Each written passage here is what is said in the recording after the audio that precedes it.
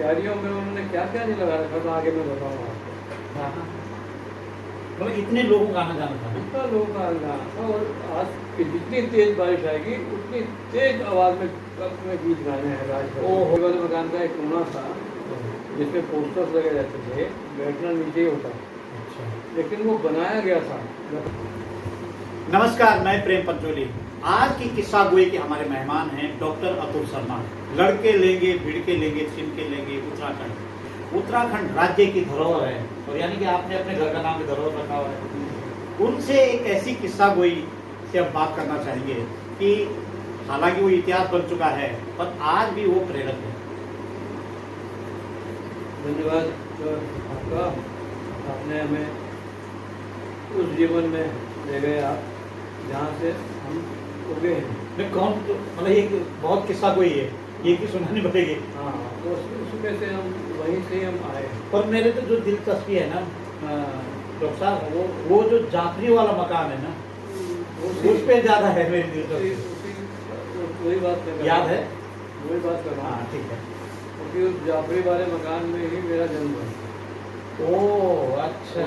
तो जाफरी वाला मकान इस तरह था कि जाफरी की आगे लगी और टीन की छतें थी।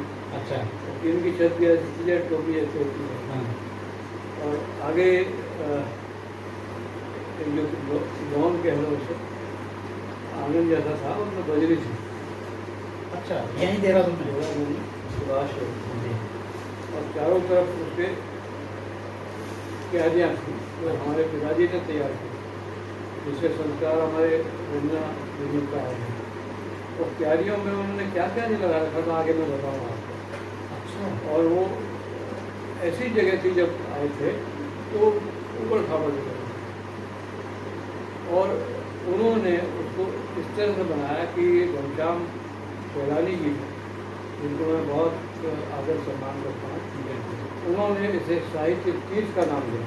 जाफरी वाले मकान का नाम साहित्य तीर्थ, साहित्य तीर्थ का नाम दिया। और उस मकान का दरवाज़ा नहीं बन पाया कभी भी, है? कभी नहीं बन पाया। जब भी कोई आता था तो दरवाजे पे ऐसा आता था कि कोई खटखटाना नहीं है, हाँ। अंदर आना, बंद करने का तो मतलब है। अच्छा। तो वो 3 दरवाजे उसमें लगे, और आखिरी वाला जो है बांस का लगा, तो बांस का भी वो खत्म हो गया, मतलब दरवाज़ा नहीं था उसका, मेन एंट्रेंस का कोई दरवाज़ा नहीं था। मतलब इतने लोगों का आना जाना था। इतना लोगों का आना था। और आज से नहीं, आप ये कल्पना कर सकते हैं कि सन 50 से अगर हम कहें, और जब हम आए हैं तो 50 साल तो हो ही गए। और उसके बीच में उस जाफरी वाले मकान में क्या क्या कहानियाँ देखी, क्या क्या कहानियाँ आई वहाँ से, ये आज मन कर रहा है बात करने का। आपको आपने बहुत अच्छा है एक कहानी तो आप सुनाए जो आप। हाँ, एक कहानी इस तरह से है कि हम लोग टीन की छतों में रहे, तो जब बारिश पड़ती थी तो बहुत तेज़ रफ्तार और बड़ी अच्छी लगती। उस बारिश का जो आनंद है वो हमें कभी मिला ही नहीं। तो उस मकान में उस बारिश में ही हमें नींद आती थी। ओहो। बारिश नहीं आती थी, लगता था कुछ गड़बड़ हो गया। तो उस बारिश में जो नींद का सुख था, वो नींद की बारिश में पड़ती बूंदों का। और हमारा एक कॉम्पिटिशन होता था भाई बहन। तो भाई ने हमें एक टास्क दे दिया था कि जितनी तेज बारिश आएगी उतनी तेज आवाज़ में कब में गीत गाने हैं राजभर। ओहो। तो बारिश टीम पे छट पड़ती हुई बारिश का, और हमारे गीतों का कंपटीशन होता था। कोई बारिश आती म्यूजिक का काम करते थे। बारिश की आवाज़। हाँ, वह तू तेज होगी कि हम तेज हों। ओहो। तो उस वजह से भी शायद हमारी आवाज़ में कुछ अतिरिक्त तेजी आई है, अच्छा। हो सकता है। और इसमें कभी बारिश जीत जाती थी, कभी हम जीत जाते थे, कभी हम हार जाते थे। लेकिन बारिश का मतलब था प्रकृति, प्रकृति का मतलब था जन सरोकार। उस कंपटीशन में 3 आंदोलन आए। अच्छा। उस 3 आंदोलनों में सबसे पहला आंदोलन आया आबाद का होगा। आपातकाल का आंदोलन हम पूरे परिवार ने ही लड़ा है, क्योंकि जयप्रकाश नारायण पिताजी के बड़े उनने उस समय से रहे हैं। तो जेपी आंदोलन की जो रणनीतियाँ बनती थी देहरादून में, वो हमारे घर में बनती थी, जाफरी वाले मकान, जाफरी वाले मकान में। और घनश्याम सैलानी जी की भाषा में साहित्य तीर्थ में जब वो साहित्य तीर्थ कहते थे तो उनके चेहरे में जो गरिमा आती थी मैं कहीं भूल नहीं पाता हूँ। तो वो सच्चे व्यक्ति थे और उनके ऐसा व्यक्ति मुझे दिखता ही नहीं है। और जब हम जेपी आंदोलन, का आंदोलन में रणनीति बनती थी कि वॉल पेंटिंग कैसे होगी, जाते थे रात को जाते थे और उसमें पूरी टीम होती थी, उसमें बेदुनियाल भी होते थे। उसमें एक बार सब लोग इकट्ठे हुए मीटिंग के लिए पूरा प्रसून में थे, उत्तर में थे, अमरनाथ भाई आए हुए थे, उनकी बात करानी थी। तो सब ये सब भूमिगत होती थी जाफरी वाले मकान में। जाफरी वाले मकान का एक कोना था जिसमें पोस्टर्स लगे रहते थे, बैठना नीचे ही होता, लेकिन वो बनाया गया था लकड़ी से अपने आप। अच्छा, टीम की शब्द लगाई गई। तो वो रणनीति का एक केंद्र था। तो वहाँ पर जब तक पिताजी रहे तो आपातकाल के दौरान तक पिताजी रहे। और वहाँ पर जो बहसें होती थी, बातचीत होती थी, आपातकाल यानी 1978 है ना, 70 से थोड़ा पहले 75 के आसपास। और वहाँ अच्छा उसमें जो गीत गाए जाते थे वो भी बारिश में उसी तेजी से गाए जाते थे जैसे हम बचपन में गाते हैं। फिर कंपटीशन होता था। अच्छा, जयप्रकाश का बिगुल बजा है, जाग उठी तरुणाई है। अब बारिश हो रही है कि बारिश तेज गाएगी कि हम तेज गाएंगे। वो प्रोसेस यहाँ तक आया प्रेम भाई। और उसके बाद हम थोड़ा सा आगे बढ़े चिपको आंदोलन। चिपको आंदोलन में भी कमोबेश यही लोग थे। घनश्याम सैलानी जब आए तो उनके साथ एक नया अध्याय जुड़ा कि लोगों से किस तरह जुड़ा जा सकता है, गाँव में किस तरह से बात की जा सकती है। थोड़े हम जुड़े, रचना कर्म उतना नहीं हुआ लेकिन हम जुड़े पूरे मन से। फिर वहाँ पर भी चिपको पेड़ों से अपना कटें, वो भी वही कंपटीशन चला।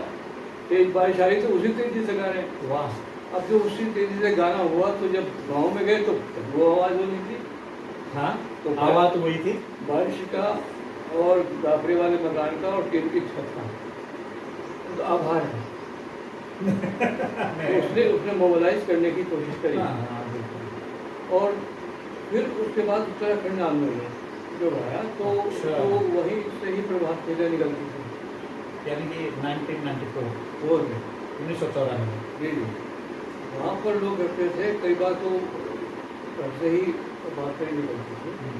तब जब बारिश का मौसम होता था उसमें जितेंद्र सवाल भी हमारे साथ रहता था, वहाँ पड़ोस में रहते थे और बहुत लोग थे, उसमें लंबे लिस्ट थे। तो वहाँ पर भी यही स्थिति होती थी कि हम कह रहे हैं अब तो सड़कों पर बताओ शब्दों के सौदागर, बारिश हो रही बहुत तेज, अरे इससे तेज गाना है यार, अब तो होश में आ जाओ, तो होश में आ जाओ, वो शब्दों के सौदागर। ये गीत बहुत लोगों तक चला गया, लोगों ने गाया। मैंने गाया, मेरे हर गीत गाया, आपको क्या बता रहा हूँ। अब वो गीत मुझे लगा कि वो आवाज़ में वो ताकत हमें प्रकृति ने दी। हमें किसी ने कहा नहीं कि गीत को, हमें किसी ने नहीं कहा साहित्य करो, हमें किसी ने नहीं कहा कि आप इस तरफ जाओ। ये जो पूरा एक जाफरी वाले मकान का संस्कार मिला, पिताजी श्री राम शर्मा प्रेम स्वयंता शर्मा, उनका जो एक संस्कार मिला, हमें कभी उपदेश नहीं देते थे, अपने व्यवहार से हमें सिखाते थे। तो जाफरी वाले मकान में बड़े बड़े लोग गए। हाँ, उसके बाद बस एक इसको समाप्त कर लेता हूँ। उसके बाद नदी बचाओ आंदोलन। अच्छा, नदी बचाओ आंदोलन के गीत तो मातरी में लिखे गए, जिसमें जल संस्कृति मंच के 2 संयोजक या सुरेश भाई हमारे प्रणेता हुआ करते थे। हाँ, जब वहाँ पर हमने वर्कशॉप करी, मैंने बताया कि हम आर्टिस्ट नहीं हैं, एक्टिविस्ट हैं, हमें प्रदर्शन नहीं करना है, परिवर्तन करना है। गीत वहीं लिखे गए दोनों जो कि पूरे देश में रहे, लेकिन उनको भी हमने उस उम्र में आवाज वही थी जाफरी वाले मकान की। जाफरी वाले मकान की ही थी, वो मुझे लगता है वहीं से आई। आज भी माइक ना हो हम गा सकते हैं, हाँ तो वो जाफरी वाले मकान हम गाते हैं उसको, पर्वत की चिट्ठी ले जाना तू सागर की ओर, हम लोगों ने साथ गाए हैं पहले। नदी तो बहती रहना।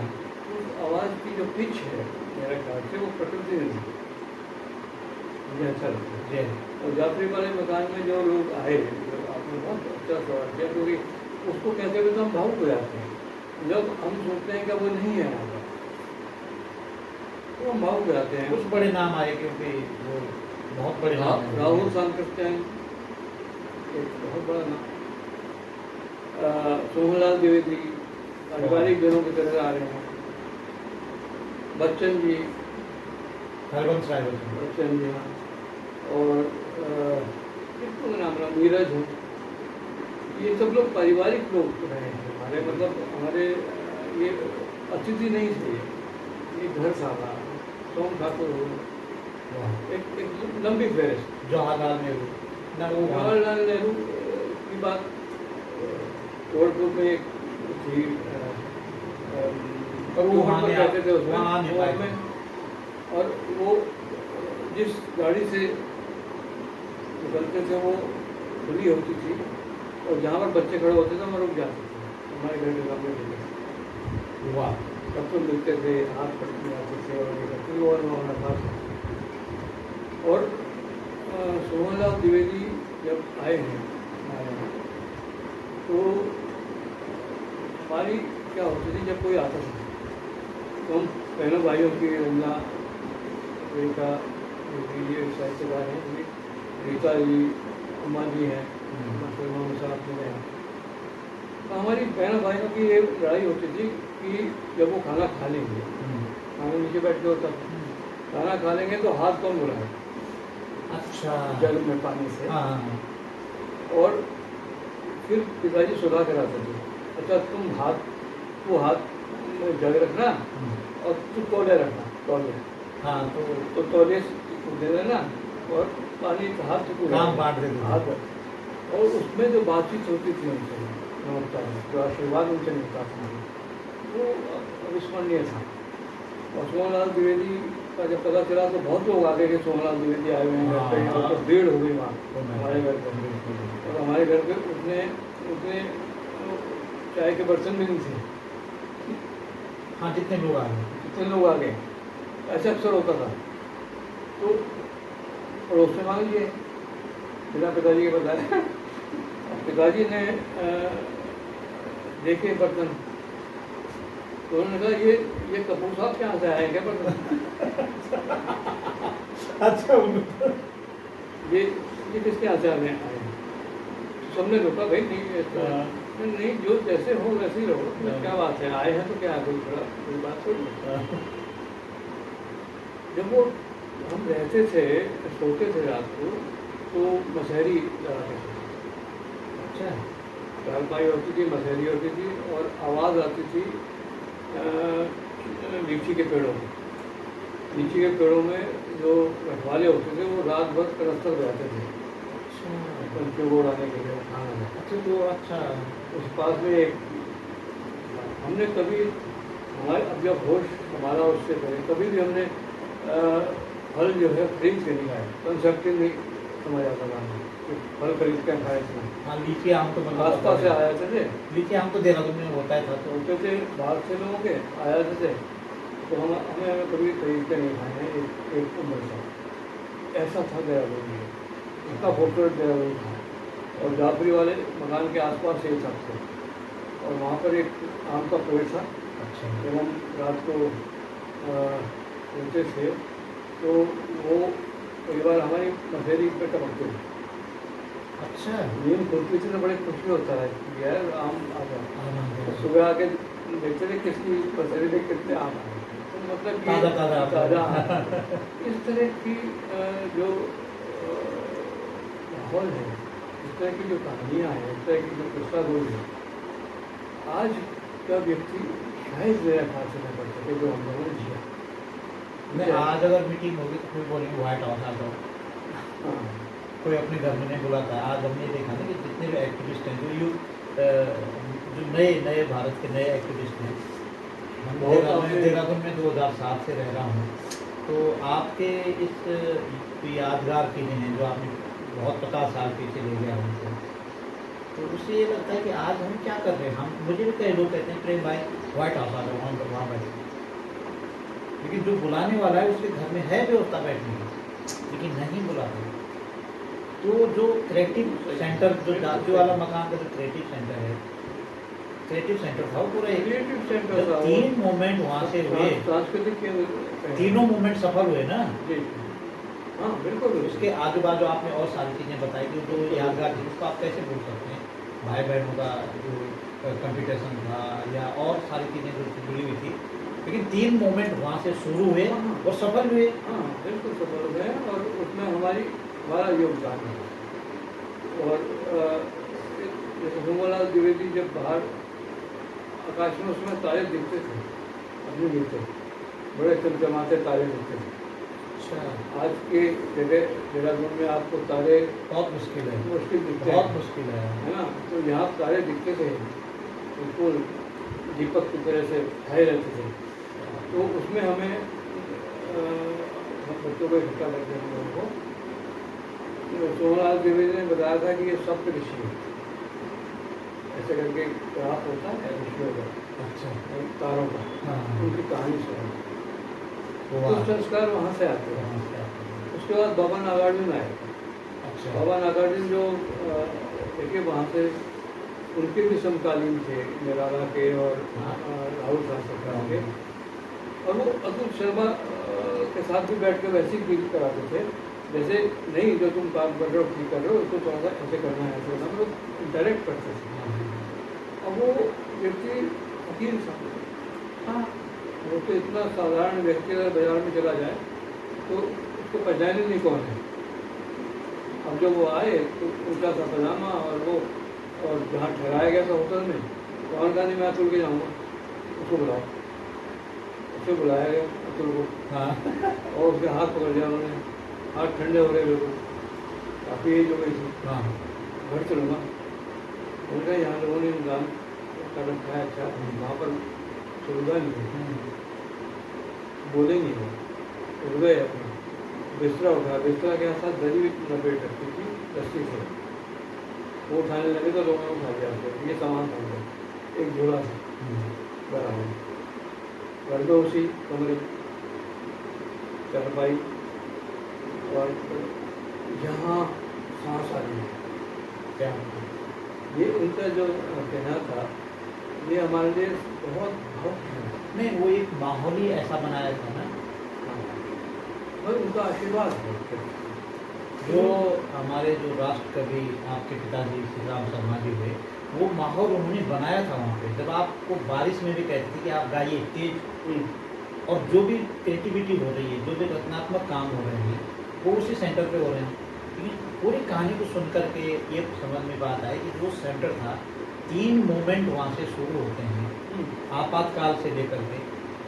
आपातकाल में भी बड़ी बड़ी घटनाएं घटी ना, लेकिन उस खत्म भी हुई है, खत्म भी हुई है ना। ऐसा तो नहीं कि वो अभी तक नहीं, वो उसका आउटपुट भी आया, अच्छा आया। अगर हम उसका पॉजिटिव आउटपुट देखें तो उसका अच्छा आउटपुट आया है, पॉलिसी मैटर से लेकर के, पॉलिटिक्स से लेकर के। उसके बाद चिपको आंदोलन सफल हुआ है। हाँ, बिल्कुल।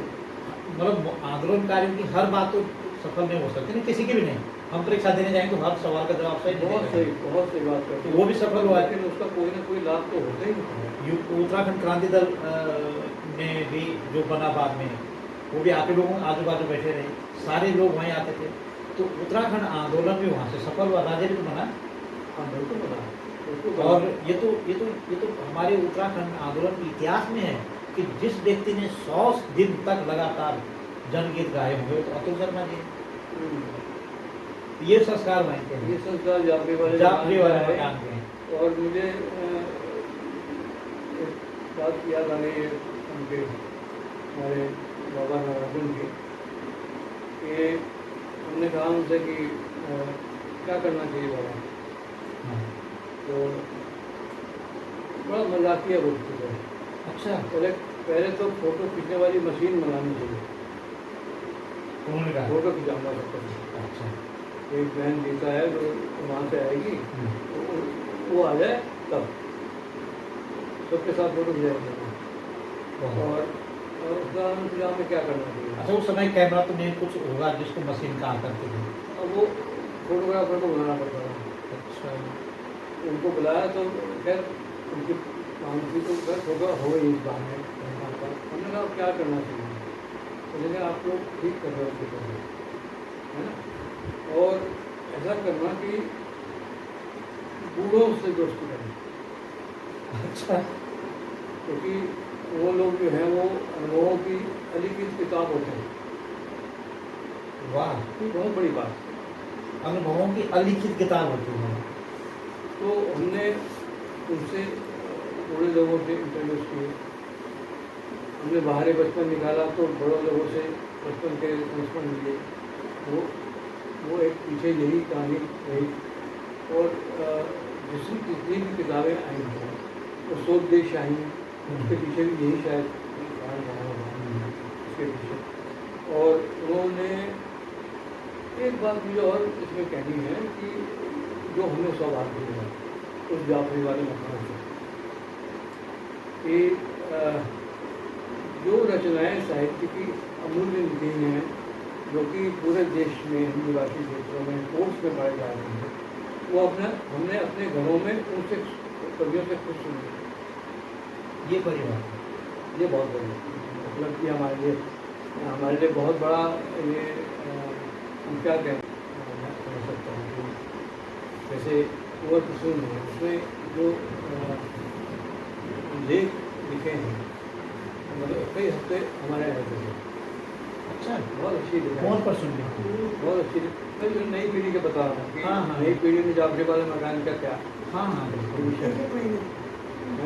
एक एक महीने रहते थे, इतना अच्छा उनका वो था लिखाई। उसी लिखाई में लिखते थे, वही बंद करते थे, वही टिकट लगा के भेज देते, कोई टाइप नहीं कुछ नहीं। और वो छपता हाँ, उनका बहुत रविवार में उनका बहुत सफल है। और बहुत सारे इम्पोर्टेंट लेख वहाँ से हुए। इस तरह से लंबी फहरिस्त थी जो युवाओं को उस जाफरी वाले मकान के उस कमरे का अनुभव रहा है कि उनको अपना घर लगा है, वो सांस्कृतिक केंद्र है। एक मुझे और ध्यान आ रहा है कि हमने एक और सिलसिला शुरू किया था जो 10 साल तक था। हमने एक बूंद बाल नुक्कड़ नाटक दल बनाया। अच्छा, उस समय हो ये रहा था कि एक गिरोह आया हुआ था यहाँ। अच्छा, मेरे ख्याल से 89 के आसपास की शायद बात रही होगी। अच्छा। तो उसमें पूनम नाम की लड़की थी, बच्ची मतलब वो में खिलाने वाले बच्चे, उनको वो गिरोह अपहरण करता था। हैं? बच्चों का ध्यान दे अपहरण। रहे हैं। और जब वो बरामद होती थी तो पता चलता था उसके साथ बलात्कार भी हुआ बच्चों के। ये एक आतंक हुआ। अच्छा, और बच्चे जो है उससे बड़े शहरों में डरे हुए थे, बड़े भी। हाँ, तो यहीं कहीं आसपास वो रहती थी, तो पूनम नाम है। तो हमने बच्चों को इकट्ठा किया और हमने कहा एक नुक्कड़ नाटक तैयार करें।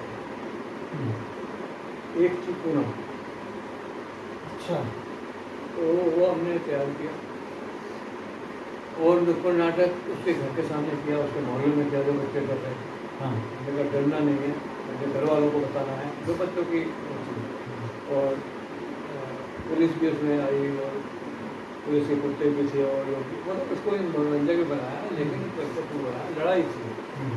तो बच्चों की पिटाई होती थी स्कूलों में, उसको लेकर नुक्कड़ नाटक किया अच्छा, और बच्चों के संबंधित जो भी घटना हुई उसके हमने नुक्कड़ नाटक किया कि 10 साल तक हज़ारों जगह हुए होंगे। यहाँ मसूरी क्योंकि हमारे पास फोटोग्राफ नहीं हुई, मसूरी ओपन फेस्टिवल वगैरह होता था, ये सब होता था, बड़े बड़े लगते थे वो। और हमारी टीम जाती थी, सफ़ेद कुर्ता यहाँ पर वो लगा, तो बच्चे एक संग हैं। हाँ, अरे भाई तो डंगर भी थे, वो रंकर भी। हाँ, हाँ, उनके लिए 3 चौराहे तय थे, अच्छा, बढ़ते हम चौराहे पे थे। लाइब्रेरी में, झूलाघर में और उसमें कुर्ली में, बस 3 जगह। और वही आवाज़ लगानी, बच्चों को देख के बच्चों में अनुशासित करें। वही प्रोसेस जो आपके साथ हुआ था, वही हुआ, नाटक देखो नाटक देखो, वही हुआ। हाँ। और इकट्ठे हो जाते थे लोग, और बच्चे को जो देख रहे हैं उन्हीं के किसी बच्चे को हम मुख्य से बुलाते हैं, आए हुए। अच्छा अच्छा, बच्चा बोलेगा मतलब तो कैसा लगा, तो वो बच्चे अब हम ये रिलेट करते हैं बड़े हुए। एक तो ये भी कहते हैं एक के पिताजी कि वो आत्मविश्वास को नहीं मिलता तो आज ये उच्च पद पर नहीं होती। हाँ, तो ये उसका आउटपुट है। ये उसका आउटपुट हो सकता है।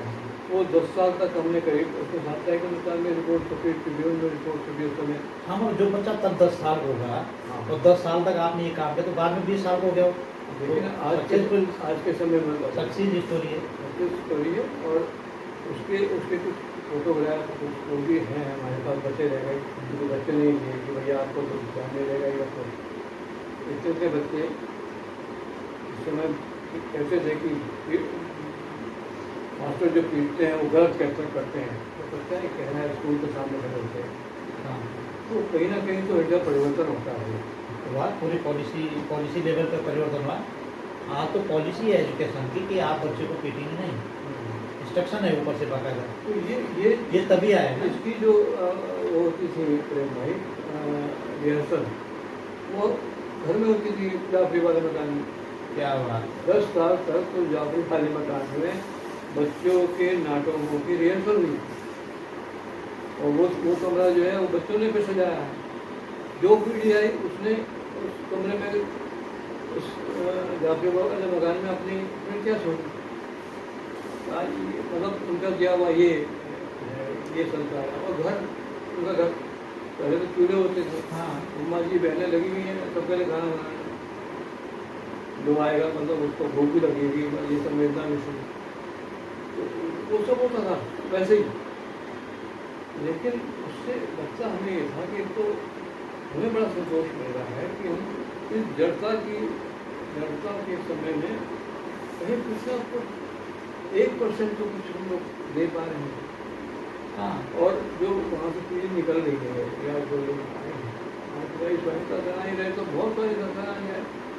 उस समय भगत सिंह के भाई सुल्तान सिंह जी वो आए, भाई की तबीयत खराब थी। सुल्तान सिंह जी उस समय कोई मंत्री भी थे शायद, लेकिन वो उस हिसाब से नहीं थी। और जब पिताजी की तबीयत खराब हुई तो हिम्मतनंदन बावड़ा मुख्यमंत्री थे, वो आए। तो उन्होंने देखा कि हमारी इतनी किताबें पढ़ रहे हो, बीमार पड़ रहे हो, तो किताबें कौन पढ़ते हो। पिताजी ने कहा कि किताबें नहीं पढ़ूंगा तो बीमार पड़ जाऊँगा, तो मुस्कुरा कर चले गए। तो वहाँ जो आते रहे वो बहुत बड़े करके लोग थे, लेकिन उन्होंने हमें जो सिखाया वो ये सिखाया, वो जाफरी वाले मकान के किस्सा बोल के हिसाब से हम सोच रहे, वो ये सिखाया कि सरल होने की कठिन साधना है जीवन। और यहाँ पर जहाँ हम रह रहे हैं यहाँ भी वही शिक्षा से है। और जब भी कभी हम सपने में अपनी माँ को या कोई संदर्भ घर का आता है तो सपने में वही मकान आता है।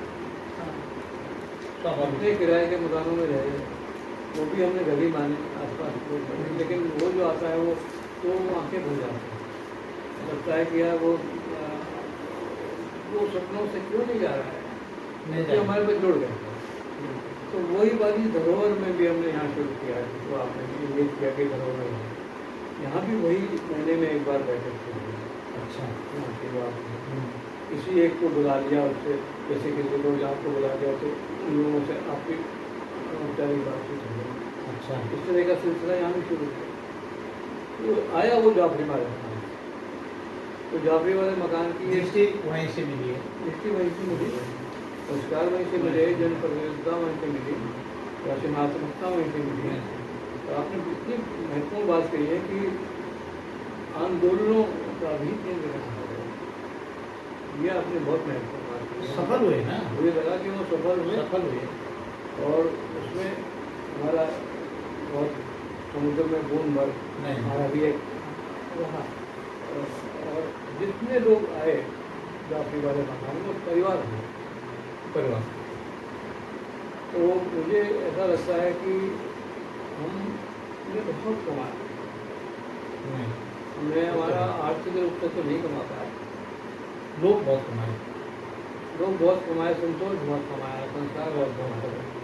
और एक पीढ़ी के साथ हम खड़े होने की कोशिश की। और जो सैलानी जी ने शब्द दिया ना, वो तो सब क्या बोले उसको, करण साहब सैलानी जब ये बोलते थे हाँ। भाई, वो चरितार्थ हुआ। अरे वो आंसू बह जाते थे उनके, हाँ। क्योंकि हंसते हंसते भी आंसू निकलते थे। सैलानी तो इतने खूबसूरत व्यक्ति थे ना, उनसे तो हमारी बहुत बड़े थे, हमसे तो उनसे दोस्ती भी थी हमारी। खूबसूरत थे। और मैंने उनको फोटो पे देखा है, मैंने नहीं देख पाया उनको। अच्छा, हाँ, मैं देख ली। आवाज़ बहुत अच्छी थी हाँ। और बहुत सरल व्यक्ति थे।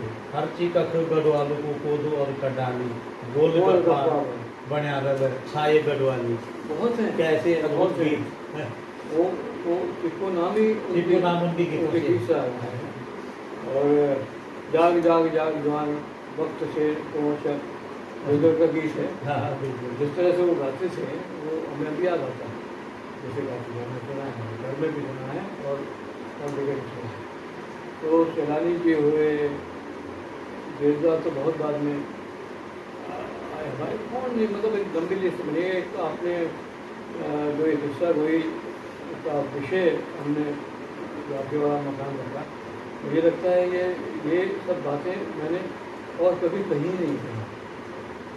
आपसे बात करते हुए इतनी आत्मीयता मुझे हमें लगी, हम तीनों को ही लगी बहन भाइयों को, कि हमने कभी नहीं ये बात की। नहीं, कहनी चाहिए। और ये इसको इस भाषा में, एक सोफिस्टिकेटेड भाषा में एक्सक्लूसिव कहते हैं। एक्सक्लूसिव है। हाँ, हमने कही नहीं कही। बच्चों के रंगमंच की बात तो किसी को पता ही नहीं है। नहीं, ये खास बात है ना कि आज के दौर में जब हम नए भारत की कल्पना करते हैं तो आज भी जाफरी वाले मकान जैसे सेंटर की जरूरत है ना। किस्सा गोई इतिहास बन गई है, लेकिन जो इतिहास में जो हुआ है आज उसकी जरूरत है ना। तो हमारे कहने मतलब है कि जो हम कर चुके हैं उस करने के बाद हमें जो प्रेरणा मिली है वो आगे भी चल करके उसकी जरूरत है, उसकी आवश्यकता है पूरे समाज को। आप तो कर ही रहे, आप लोगों को दिशा है, दृष्टि है, संस्कार मिले हुए हैं, लेकिन पूरे समाज को उसकी जरूरत है। बिल्कुल है। अगर आज अराजकता फैल रही है तो आज उसकी जरूरत है। ऐसे रचनात्मक काम तो होने ही चाहिए। बहुत आपने उसका विकल्प वही है जो आपने कहा। तो आखिरी वफादारी की एक तो बात मैं कह दूँगा, उससे संपन्न करते हैं फिलहाल, कि उन्होंने ये कहा था हमें कि हमने कहा था कई हम गए तो वहाँ पर हमें शुरू में होता है कि यार हमारा नाम दे दें, उसने सब नहीं लिया हुआ। हाँ, बच्चे उसका नाम लिया हुआ। हाँ, तो उन्होंने ऐसी बात कही जो हमारे वो जीवन में ही हो रही थी। उन्होंने कहा कि कभी नींव का नाम सुना है? देखी नहीं कभी? नहीं, उसने कभी नहीं देखा। नींव के ऊपर क्या होता है? निर्माण होता है, वो वही संभालती है। नींव बनो, क्या बात है, ये बहुत बड़ी बात है। और ये उसी जाफरी वाले मकान में वहीं पिताजी का निर्माण हुआ। और वो नहीं है, मकान नहीं है, लेकिन वो तो लेकिन किस्सा गोई और नहीं, वो तो इतिहास तो है। सर्वव्यापी है। आपके पास नहीं, हमारे पास नहीं है, लेकिन देश के अंदर कुछ भी गतिविधि हो तो श्री राम शर्मा जी का नाम आता है। कुछ भी गतिविधि आज भी, वो नरेंद्र मोदी जी कुछ भाषण दें या कांग्रेस के राहुल गांधी कुछ भाषण दें, लेकिन श्री राम शर्मा उनके जुबान से नहीं हटता है। वो आज जीवित है। उनकी कविता है, वो करो राष्ट्र निर्माण बनाए, वो सभी जगह सर्वोदय सब गाते हैं उसको। नहीं, स्कूलों में भी लोग गाते हैं, बच्चे गाते हैं, प्रार्थना के टाइम गाते हैं उसको, जब सुबह प्रार्थना होती है। ये भी उसी 3 वाली छत, जाफरी वाला मकान और 52 तरीके के गुलाब बढ़ किए थे अपने आप बढ़ करके बनाए थे, 52 तरीके के बनाए। अच्छा। हाँ, और वो ये कहते थे जब मैं जेल में था फिरोजपुर आज़ादी के बाद में, तो वहाँ भी मैंने पौधा लगाया बहुत। जेल में भी? जेल से बाहर भी लगाई थी, तो कुछ काम करना होता हाँ। तो वो उनका इतिहास वो अलग है। हम लोगों का जो समय आया उसमें हम लोगों ने भी उसी संस्कार या उसी बातों को लोगों हमने अपने सब मिलके कोशिश कर रहे हैं, करा रहे हैं। और बस एक रंजना की एक लाइन है मुझे जो बहुत अच्छी लगती है कि एक तिरंगा लहरा है, बस एक तिरंगा लहरा है। मंदिर मस्जिद गुरुद्वारे बोले एक तिरंगा लहरा है, एक तिरंगा लहरा है। ये एक मैसेज। क्या बात है, थैंक यू। समाज में बहुत सारे अनुभव आपके पास देहरादून को लेकर के, लेकिन आपने हमें 50 साल पीछे ले गए और फिर वो जो सेंटर था जाफी वाला मकान, उससे जुड़ी हुई एक आध किस्सा कहानी आपने मुझे सुनाई और मुझे लगता है कि अगली बार आपसे मिलेंगे हम। तो आज हम इसको यहीं पे समाप्त करते हैं। अगली कड़ी में ऐसी किसी खास शख्सियत से आपको मिलाएंगे। नमस्कार।